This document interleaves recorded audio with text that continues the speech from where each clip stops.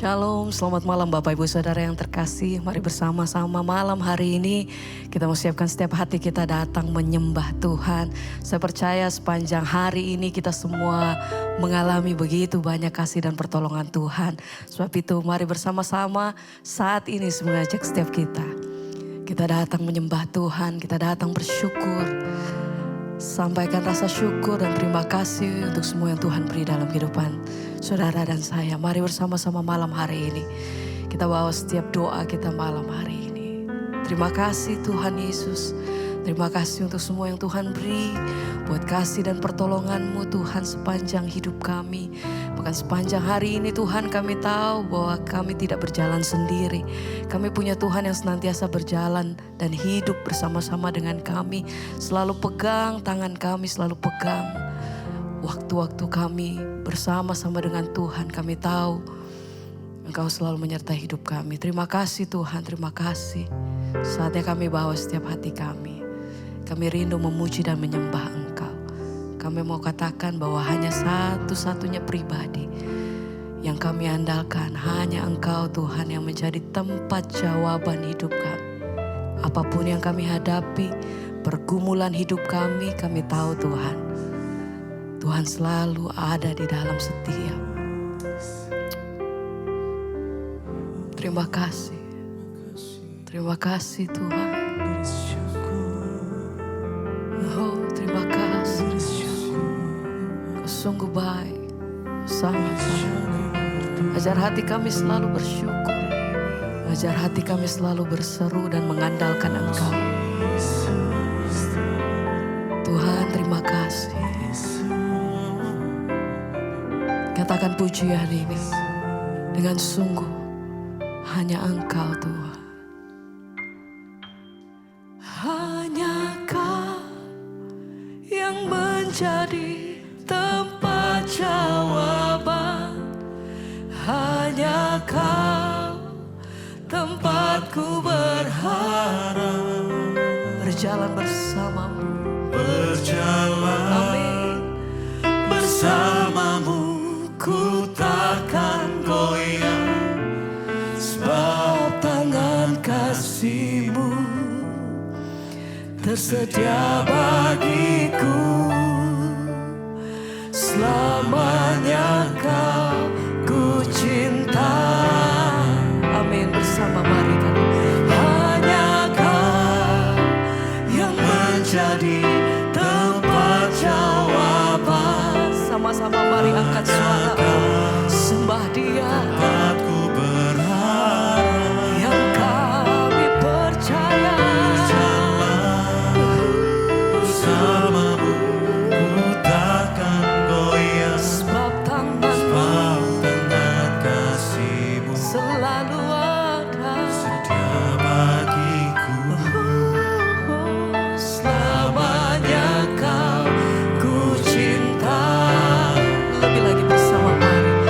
Hanya Kau yang menjadi tempat jawaban.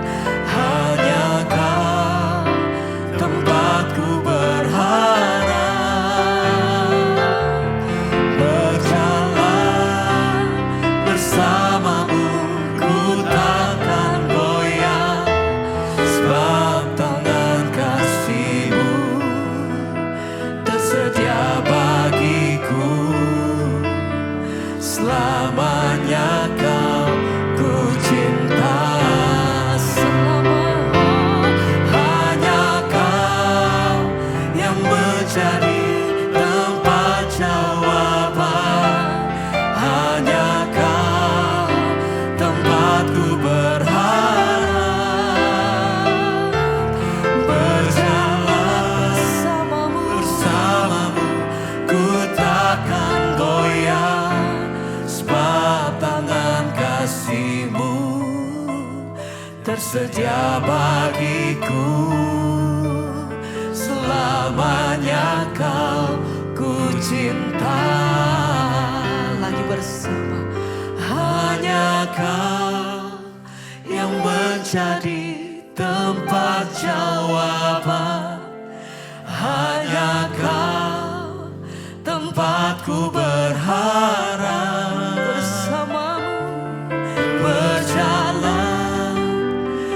bersamamu ku takkan goyah, sebab tangan kasih-Mu tersedia bagiku. Selamanya Kau ku cinta.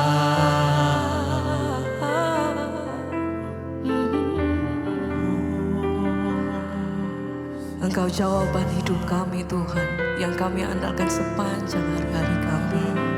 Hanya kepadamu kami menyerahkan seluruh hidup kami. Kami mempercayakan seluruh hidup kami hanya di dalam tangan-Mu Tuhan. Yang kami percaya satu-satunya Engkau kekuatan hidup kami. Engkau satu-satunya pengharapan hidup kami. Terima kasih untuk selalu ada di dalam waktu-waktu kami. Terima kasih Tuhan untuk selalu menyertai hidup kami. Pertolongan-Mu tidak pernah terlambat Tuhan. Setiap hari kami melihat kebaikan-Mu. Setiap hari kami lihat tangan Tuhan itu tidak pernah berhenti melepaskan kami. Kami bersyukur, terima kasih. Oh Tuhan, ajar hati kami selalu mengucap syukur dalam segala keadaan kami. Ajar hati kami selalu berharap dan melihat bahwa Tuhan itu tidak pernah meninggalkan hidup kami. Apapun keadaan kami hari-hari ini ya Tuhan, satu hal yang kami tahu bahwa kami mau berserah penuh di dalam tangan-Mu. Kami punya Tuhan yang besar, kami punya Tuhan yang ajaib. Kau satu-satunya tempat kami bersandar, Kau satu-satunya tempat kami berharap. Hanya Engkau Tuhan.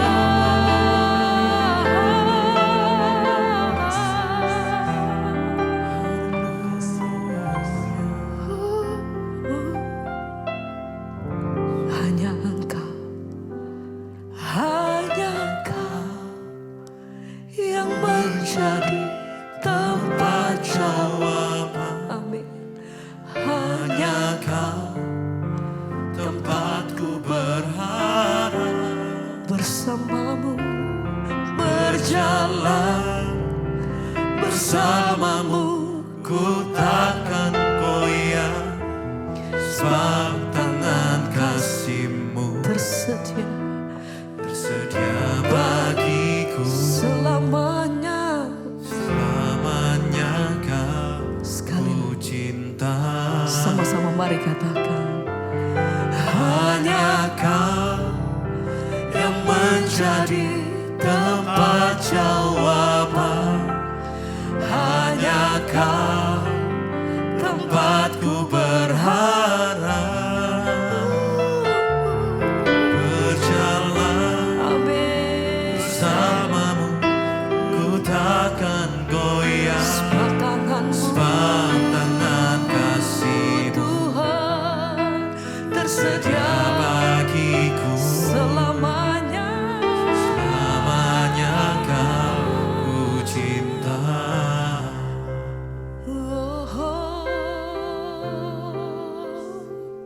Engkau tempat kami bersandar dan berseru dalam keadaan apapun Tuhan. Ya Tuhan Yesus. Kami percaya apapun yang kami hadapi, kami punya Tuhan yang senantiasa berjalan bersama-sama dengan kami. Engkau pertolongan hidup kami. Engkau pusat penyembahan kami. Tempat kami berseru hanya kepada-Mu Tuhan. Oh, hanya Yesus, hanya Engkau Tuhan. Kami andalkan.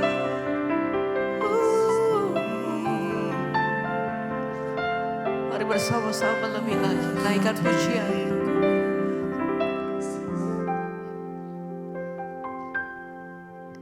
Yesus, padamu ku berseru, Kaulah penyelamatku, terpujilah Kau Tuhanku. Amin.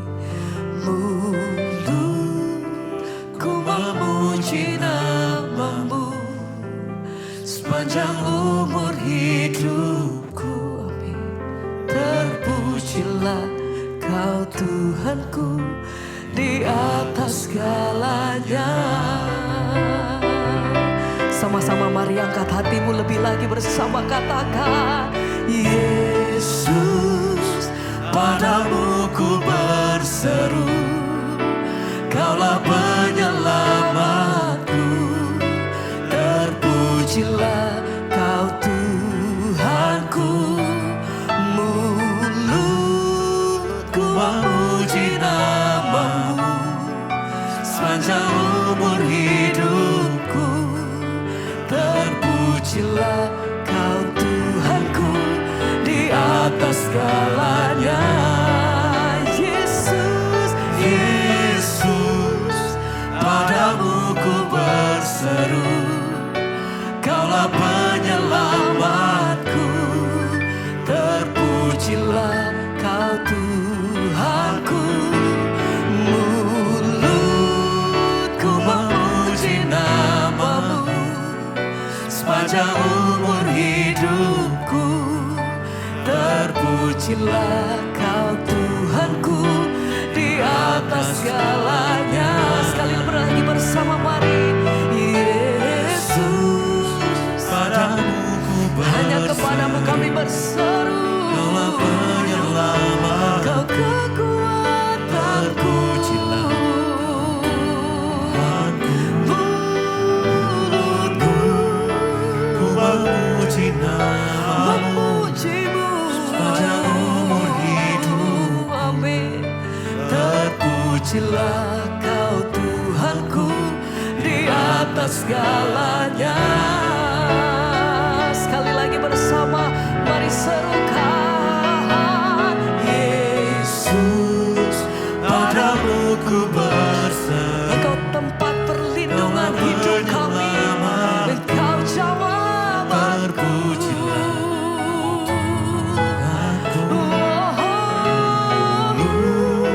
ku memuji nama Amin. sepanjang umur Terima hidup. kasih Tuhan. Terpujilah Kau Tuhanku di atas segalanya. Yesus, padamu ku berseru, Kaulah penyelamatku. terpujilah Kau Tuhanku, mulutku Memuji namamu sepanjang umur hidupku. terpujilah Kau Tuhanku di atas segalanya.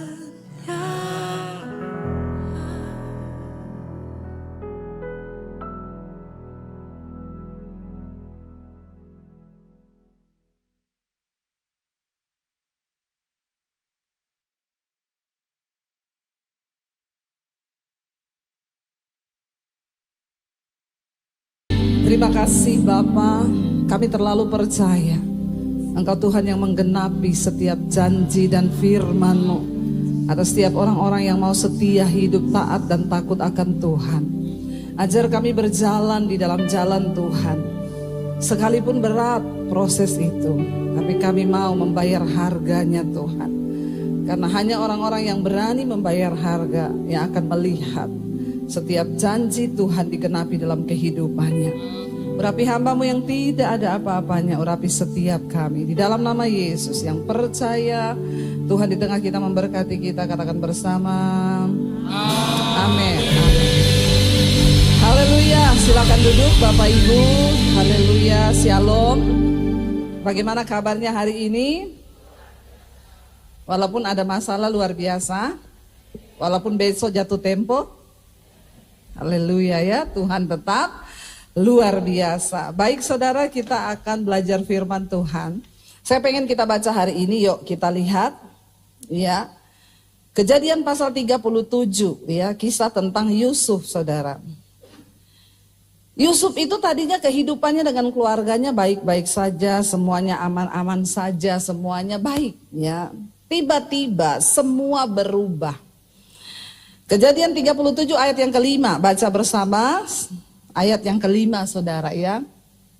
Kita baca sama-sama. Kejadian 37 ayat yang kelima, firman Tuhan berkata, pada suatu kali bermimpilah Yusuf, lalu mimpinya itu diceritakannya kepada saudara-saudaranya, sebab itulah mereka lebih benci lagi kepadanya.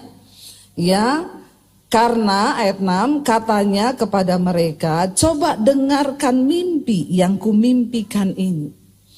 Lalu Yusuf cerita mimpinya itu, tampak kita sedang di ladang mengikat berkas-berkas gandum, lalu bangkitlah berkasku dan tegak berdiri. Kemudian datanglah berkas-berkas kamu sekalian mengelilingi dan sujud menyembah kepada berkasku itu. Lalu saudara-saudaranya berkata kepadanya, apakah engkau ingin menjadi raja atas kami?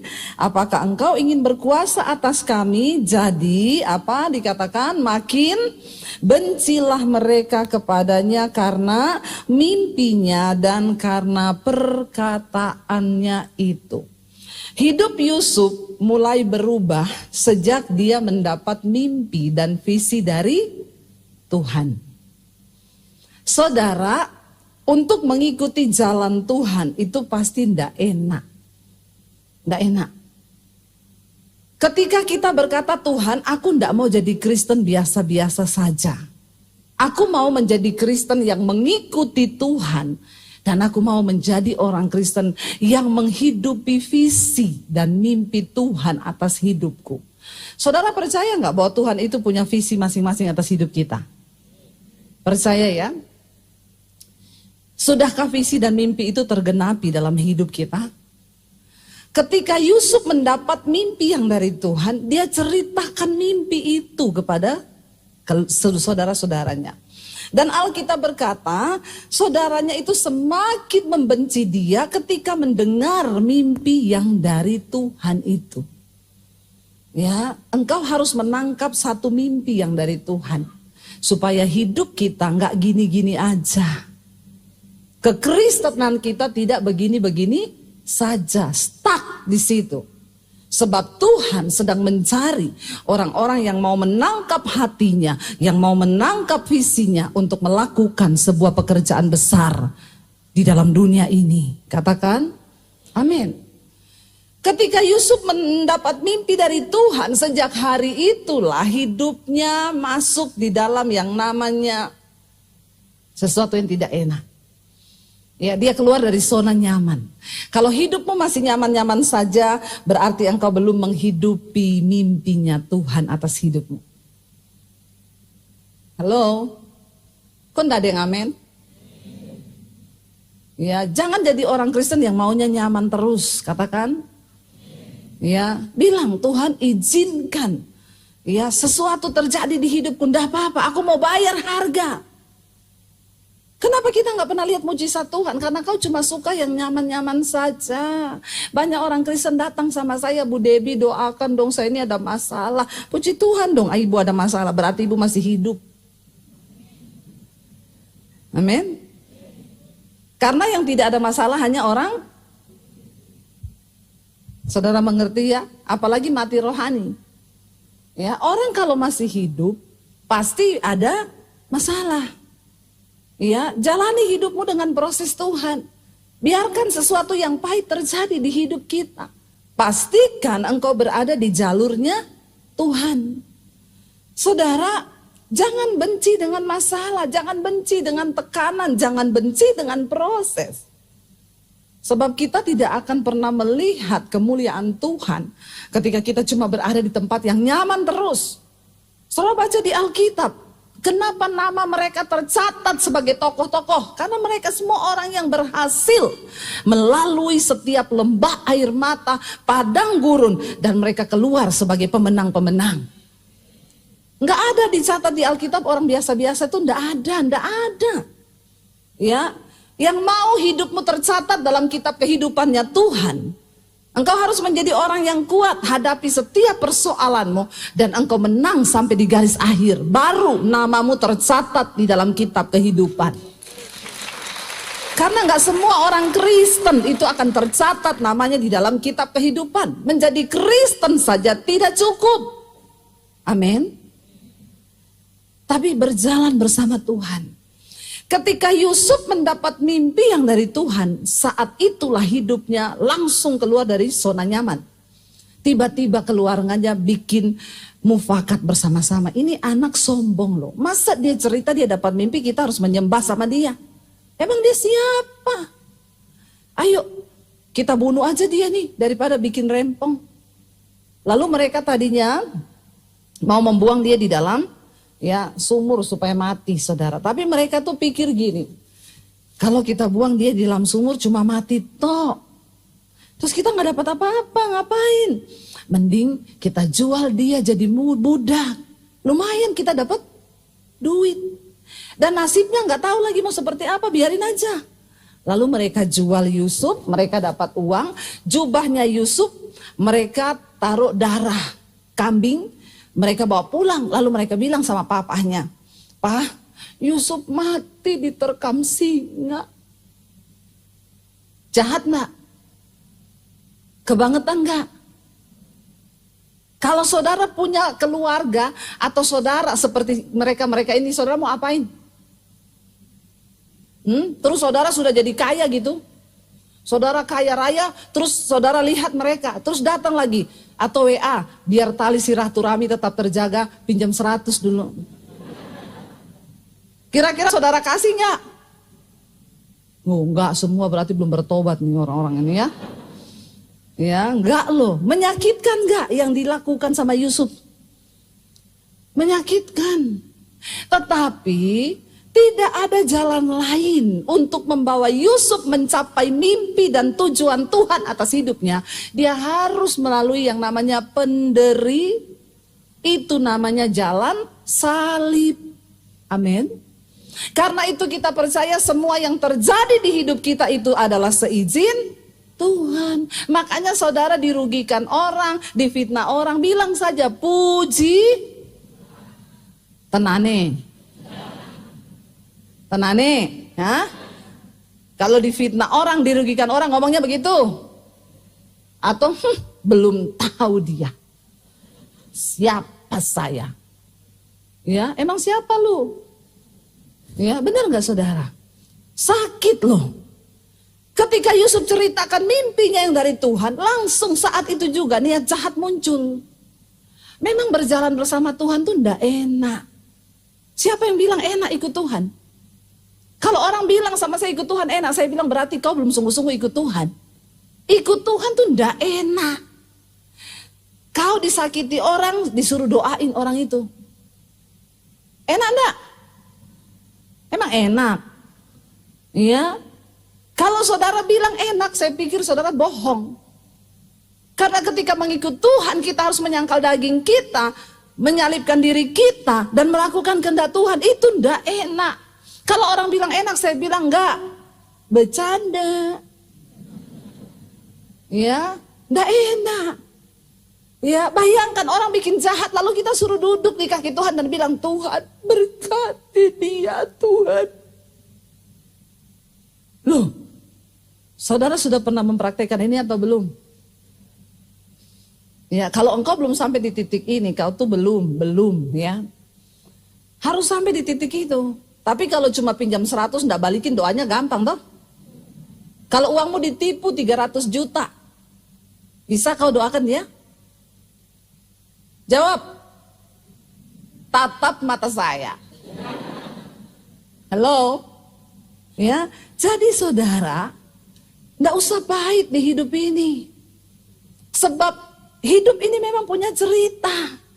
Dan semua orang di Alkitab yang kita baca, semua mengalami penderitaan itu. Lalu Yusuf dibuang. Dia dijual saudara sampai ke rumah Om Potifar di Mesir. Karena Yusuf takut akan Tuhan, dia tidak kepahitan sama keluarganya. Dia percaya bahwa semua yang terjadi itu adalah dalam rencana Tuhan. Dia sampai di rumah Potifar, dia hidup benar dengan sikap hatinya, dia nggak kepahitan. Tuhan angkat terus Yusuf. Alkitab mencatat dia diberi kuasa atas rumah Potifar. Dia enak, dia digaji besar. Bahkan kata Alkitab begini, karena Yusuf seorang yang berkenan di hati Tuhan, sehingga rumah Potifar semakin diberkati. Kalau hidup kita diberkati, dimanapun engkau berada, tempat itu akan diberkati Tuhan. Makanya jadilah orang yang benar di hadapan Tuhan, bukan di hadapan manusia. Kalau kau benar di hadapan manusia itu pencitraan, cari muka, tapi cari muka saja sama Tuhan. Lalu saudara akhirnya tidak sampai situ kan, sudah enak-enak di rumah Potifar. Yusuf bilang, enak saya di rumah Potifar, dikasih kuasa. Difitnah sama tante Potifar. Karena dikatakan Alkitab, Yusuf itu ganteng mukanya. Mirip suami saya. Nggak usah tepuk tangan, biasa aja, nggak usah. Ya, dia ganteng. Ya, jadi tante Potifar ini memang tante girang ya. Jenis-jenis tante girang yang begini ini banyak memang ya. Tante gatel yang begini ini ya. Jangan ada tante girang di gereja ya. Awas ya kalau kau jadi tante girang ya. Ya, incarannya anak-anak muda yang ganteng ya, mau ditaksir sama tante Potifar. Yusuf enggak mau karena Yusuf takut Tuhan. Saya khotbah sama anak-anak di mahasiswa. Yusuf tidak tertarik sama tante Potifar. Mereka bilang, jangan-jangan Yusuf tertarik sama Om Potifar ya Bu. Saya bilang, kau itu memutarbalikkan firman. Kau pikir Yusuf cucok meong. Di sini tidak ada yang cucok meong kan? Bertobat loh ya, kalau ada yang cucok-cucok, ya. Hati-hati kau bertobat sebelum mati. Karena kenapa saudara? Kalau orang laki-laki mati sebutannya almarhum, perempuan almarhumah. Nah kalau begini, aluminium. Nggak ada sebutanmu loh, jadi lebih baik kau bertobat. Jangan kau jadi abu-abu nggak ngerti cewek mana cowok mana ya. Bertobat. Tapi di luar negeri sekarang sudah ada toilet ya. Jadi ada laki-laki, ada perempuan, ada yang aneh-aneh, abu-abu di tengah itu. Ngeri loh saudara, ngeri ya. Tapi di sini tidak ada ya. Jangan. Jadi Yusuf takut Tuhan, dia tolak tante Potifar. Difitnah sama tante Potifar. Ya, dia bilang Yusuf mau memperkosa dia. Saya mau tanya saudara, kira-kira Potifar tahu nggak Yusuf itu benar? Dia kenal Yusuf, makanya dia kasih kepercayaan. Tetapi di satu titik seringkali orang benar harus dikorbankan. Amin. Ya, kenapa harus dikorbankan? Demi nama baiknya. Om Potifar dia itu pejabat di Mesir. Tetapi seringkali Tuhan juga izinkan orang benar dikorbankan supaya apa? Dia bisa menggenapi rencana Tuhan. Yusuf di penjara. Kalau Yusuf merespon salah, Yusuf akan ngomong ini, Tuhan, aku tuh salah apa? Di rumah keluarga dibuang, sampai di sini difitnah. Yusuf tahu rencana Tuhan sedang berjalan atas hidupnya. Dan saudara, Tuhan lebih tahu kalau Yusuf hanya di rumah Potifar, dia tidak akan ketemu raja dan dia tidak akan duduk di kedudukan yang lebih tinggi. Tuhan tahu lewat pintu penjara lah dia akan dibawa naik kepada istana raja. Makanya jangan kau sesali semua yang pahit itu. Bisa jadi itu adalah jalan pintas menuju kepada kemuliaan Tuhan. Amin. Akhirnya Yusuf di penjara, dia mulai artikan mimpi. Orang-orang di penjara, terjadi semua yang dia artikan. Tiba-tiba Fir'aun bermimpi. Semua ahli mimpi, ahli nujum, tukang sihir dipanggil di Mesir. Suruh artikan mimpinya Fir'aun. Tidak ada yang bisa mengartikan.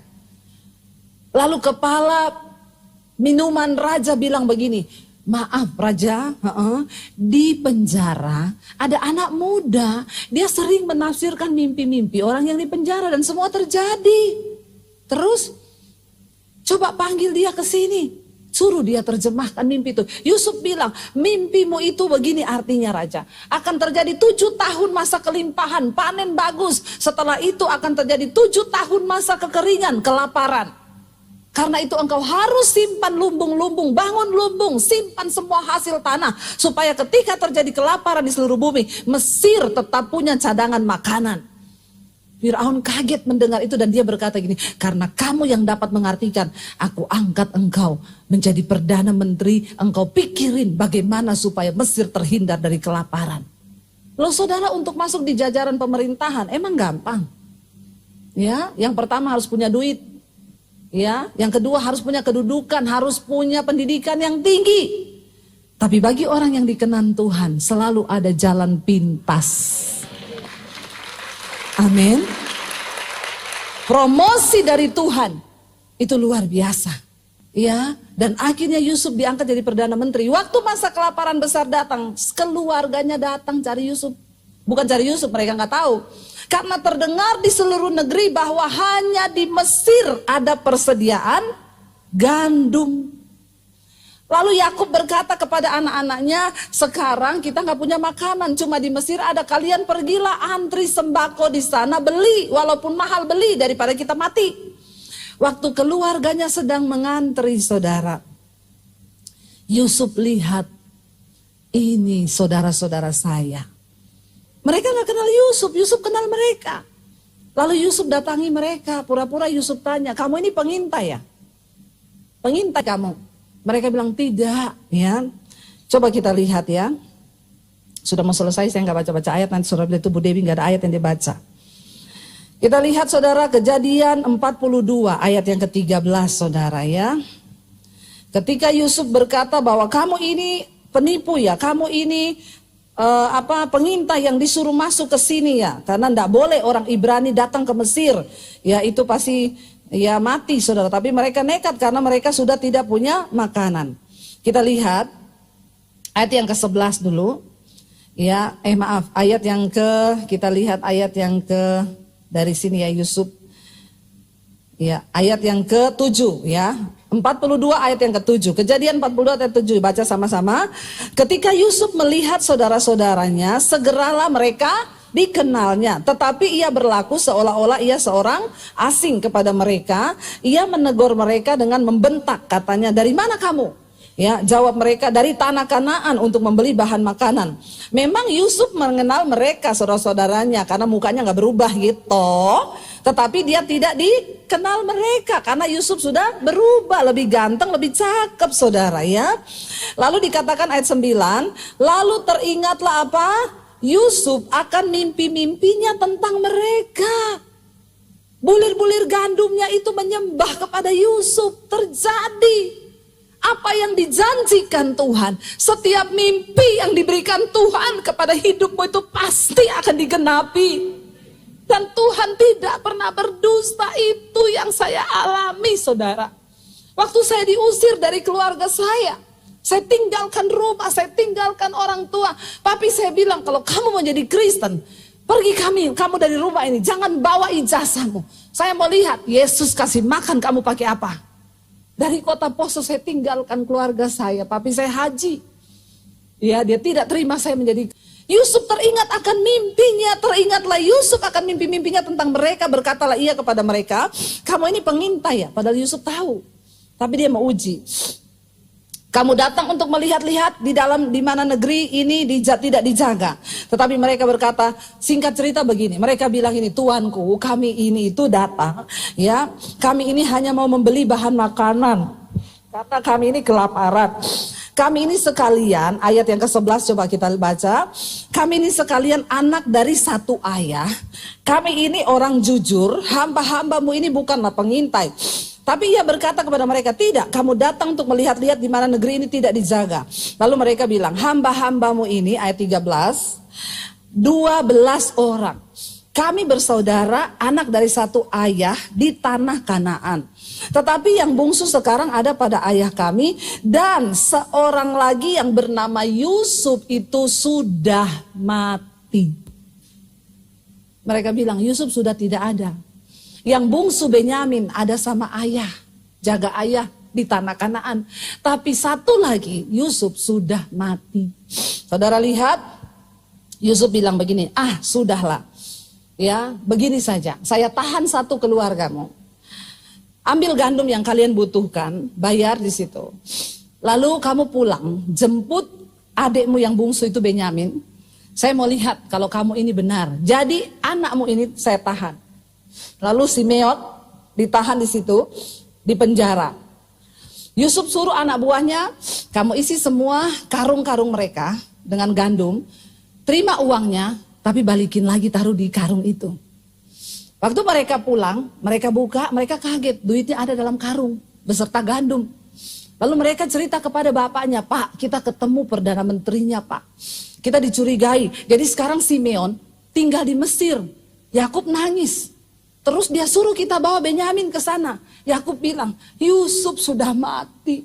Kenapa sekarang Benyamin dan Simeon akan diambil lagi daripadaku? Lalu saudara, akhirnya singkat cerita, Yakub ikut ke Mesir. Saudara, waktu mereka itu sudah pulang, Alkitab mencatat Yusuf menangis. Kenapa? Karena dia mengasihi keluarganya. Dia tidak menyimpan kepahitan. Dia tidak menyimpan amarah. Dia mengasihi keluarganya kelaparan. Kita tahu ceritanya pada akhirnya. Yusuf menyuruh untuk jemput Yakub datang. Dia pindahkan semua keluarganya itu ke Mesir. Zaman itu orang Ibrani tidak boleh bicara dengan orang Mesir. Tapi karena Yusuf, Fir'aun bilang, ambil semua keluargamu. Beri mereka tanah untuk mereka tinggal. Dan saudara tahu, dia sudah membunyikan musik, berarti waktunya sudah habis. Saya tahu maksudmu. Tidak usah kau menyinggung saya. Saudara, ini orang baru mau nangis loh. Saudara, ya, Alkitab mencatat, itulah sejarah awal kenapa bangsa Israel ada di Mesir. Tahu sekarang ceritanya? Yang tak lulus sekolah minggu. Lalu dari situ bangsa Israel diberkati di Mesir. Semakin banyak ternaknya, lebih kaya daripada orang Mesir. Akhirnya Fir'aun mati, digantikan Fir'aun yang lain. Lalu akhirnya mereka diperbudak. Jadi Fir'aun itu bukan nama orang, nama raja di Mesir. Tapi lihat saudara kisah ini ya. Orang yang melepaskan pengampunan selalu akan melihat kemuliaan Tuhan. Kita nyanyi lagu yang terakhir tadi. Mari kita percaya kepada firman Tuhan, kepada janji Tuhan. Bangkit berdiri bersama.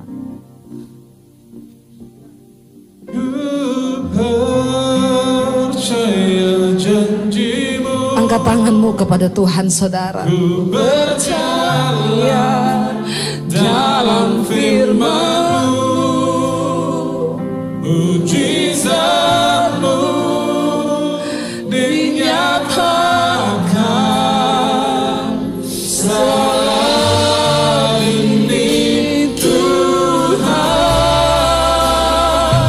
ku percaya pada janji. Percayalah kepada janji Tuhan. Yes, Lord. Dalam firman-Mu, Amen. mujizat-Mu dinyatakan dalam hidup. Sekali lagi dengan iman angkat tanganmu kepada Tuhan. Ku percaya ada janji-Mu, ku berjalan dalam firman-Mu, Mujizat-Mu dinyatakan saat ini Tuhan. Ku percaya kami mau percaya Tuhan kepada janji-janji. berjalan dalam firman-Mu, mujizat-Mu dinyatakan dalam hidup. Biar musik saja, tutup matamu dalam hadirat Tuhan. Apapun yang sedang terjadi di hidupmu, Tuhan izinkan. Sebab tidak ada cara lain untuk membawamu masuk kepada tujuan Tuhan selain melewati proses supaya hatimu dibentuk, supaya hidupmu dibentuk oleh Tuhan. Dan engkau berkata, ya Tuhan, aku mau percaya kepada janji-Mu dan aku mau berjalan di dalam firman-Mu. Ajar kami taat, Ketika Engkau suruh kami lepaskan pengampunan, kami mau lepaskan. Ketika Engkau suruh kami hidup kudus, kami mau hidup kudus, takut akan Tuhan. Maka mujizat-Mu akan kami alami di dalam hidup kami. Hamba berdoa, saudara engkau yang mau sungguh-sungguh mempercayai janji Tuhan, angkat tanganmu, saya berdoa buat saudara. Bapak, engkau melihat setiap tangan yang terangkat. Mereka mau berkata percaya kepada janji-Mu, percaya kepada firman-Mu. Engkau tidak pernah berdusta. Ketika kami taat, mujizat itu terjadi. Beri kekuatan untuk setiap mereka melakukan firman Tuhan. Sekalipun berat, tapi tidak ada perkara yang mustahil. Tuhan mampukan mereka yang ingin keluar dari dosa hari ini, yang ingin bertobat dari persinahan, perselingkuhan, kenajisan, percabulan. Tuhan beri kekuatan. Yang ingin melepaskan pengampunan, Tuhan beri kekuatan. Ini komitmen kami, ini ungkapan hati kami. Terimalah berkat dari Allah Bapa, cinta kasih dari Tuhan Yesus Kristus, penyertaan Allah Roh Kudus yang akan memenuhi hati dan hidupmu mulai hari ini, bahkan sampai kali yang kedua Tuhan Yesus datang menjemput kita. Namamu tercatat di dalam kitab kehidupan. Di dalam nama Tuhan Yesus yang percaya diberkati Tuhan, katakan bersama amin, amin, amin.